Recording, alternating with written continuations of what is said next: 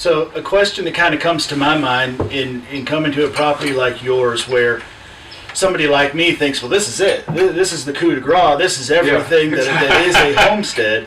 I wonder if there's a project that's on your mind. What's next? Is there a next, or is there just improving on what's here? Is there a next? There's always something with me. Actually, not in the short term. No, not in short term, because I mean, I did a video here a while back talking about goals. Mm-hmm. I think one of the biggest mistakes a lot of people make, especially young homesteaders, is they set too many long-range goals. Mm-hmm. And when they get started, they get discouraged real quick. Yep. Because that goal doesn't come to fruition. Right. So, I mean, Wanda and I now, mainly at our age, I'll go ahead and say this, mainly at our age, we set short-term goals now. Mm-hmm. Because our health could break down at any moment because of our age or anything like that. And this is also good for beginning homesteaders.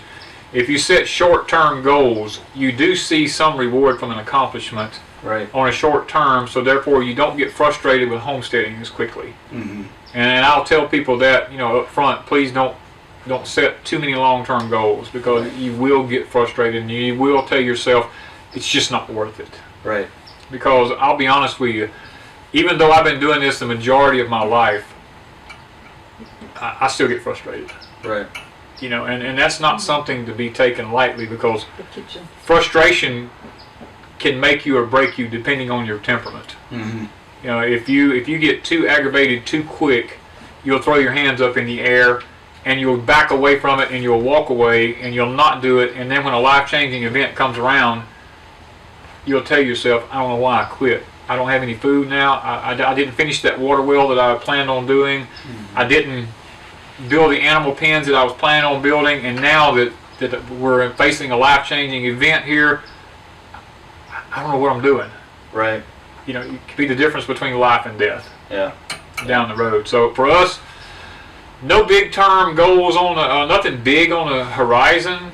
Basically, what we're interested in doing now is we're trying to get set up to do more fencing on the property, because you put up a video this past week, or it might have been this week, that with the acorns and the pigs. Right. Yeah.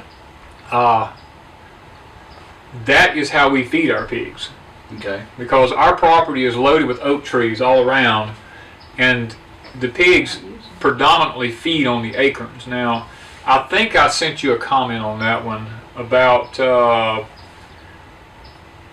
pigs eating the acorns. I may have sent it this morning. I think you said something about finishing them with corn because of the fat. Yeah, because acorns do fatten animals extremely fast. Whether it's a deer, a pig, or whatever it is, it does put the fat on real fast. But experience has taught me, and here again, this is a difference between losing a pig, a lot of meat, and having a lot of good meat.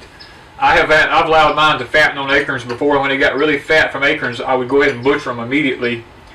And then when we go to eating it, you get this greasy aftertaste in your mouth, especially on the roof of your mouth, and it just won't go away. And I was like, where in the world is this coming from? Because I don't remember pigs doing this before. Okay. Come to find out, after talking to some of my elders, it was eating them right after they fattened on the acorns. Okay. Because of the tannins and all in the acorns. Okay. It leaves an undesirable aftertaste, and it causes it to be a greasy fat. That's not, it's a, how did they use it? They use the word, it's a soft fat. It's not a firm fat. Okay. So from now on, I give them 2 weeks on corn. Straight corn for 2 weeks. It doesn't deplete the fat that's in there, it firms it up. Okay. And I think that's a comment I made on your video. It seems, that's familiar. So, but yours, because of the way your pastures are, you're not having to bring the acorns to the... No. Yeah, so... No. But you're wanting to get some more fencing put up so they have access to even Yes, because we have... Half of our property is woven wire fenced now. Mm-hmm. The other half of our property is just 5 strands of barbed wire. Okay. And the fencing has gotten to the point now where it's so expensive until...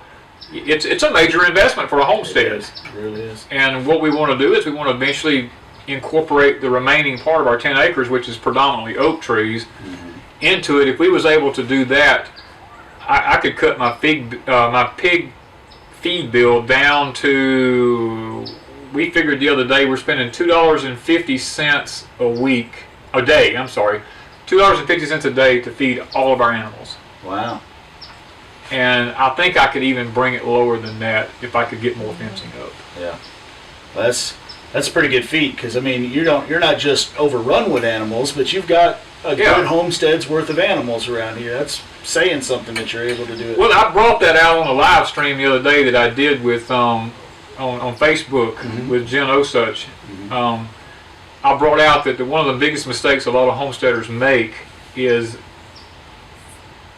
first, they get their animals before they get their facilities. Right. Secondly, they get too many animals for the size of their homestead. And like I mentioned on that channel, we have 2 sheep. We're trying to get more.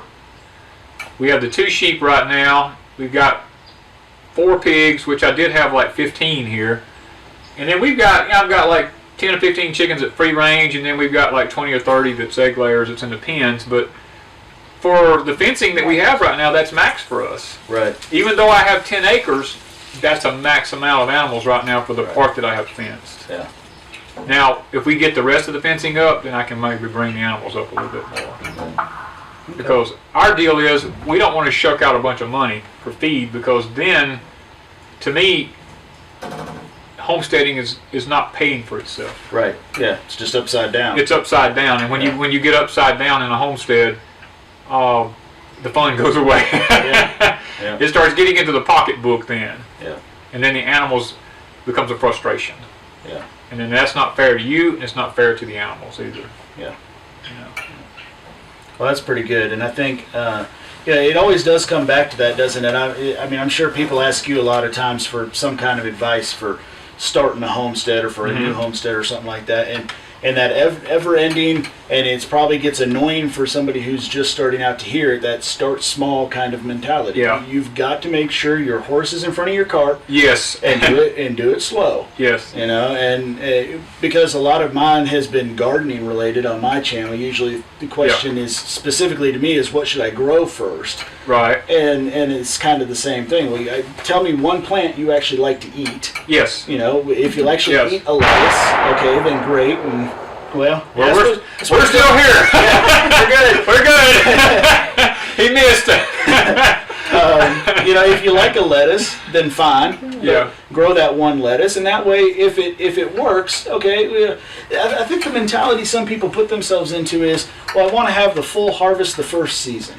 Right. But then, like what you were talking about, if that first harvest, if that first planting fails. Right. Maybe it has nothing to do with them. Maybe it was the worst weather ever, and every farmer around you's crop failed. Yes. But now that was your first time. Yeah. You put your whole heart and soul in it, potentially all your budget into it. Yeah. And it failed, and you've just completely ruined your motivation, determination, or ability to do it ever again.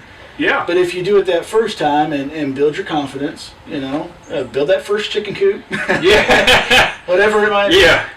But even the experienced people, as experienced as I am, you still will make that mistake. One and I this past year, and I don't mind telling people, we decided we was going to go back into rabbits. I used to raise rabbits. And I had some rabbit cages around here. And I told Wanda, I said, we need to build a rabbit building first. And she's like, well, I just want 2 rabbits. And I told her, I said, well, we've got a couple of cages, okay. We went and got the 2 rabbits. Well, the next thing you know, we're not getting the rabbit building built fast enough because the heat's just excruciating, and now we're having to move the rabbits into the chicken building, and now the rabbits and the chickens it's just not working. The chickens is using the bathroom all over the rabbits, and we just got completely frustrated with ourselves, even though we're seasoned veterans at this. Yeah. We still made it better. We knew better, man. We knew better, and we did it anyway. And now we've got little ones born today.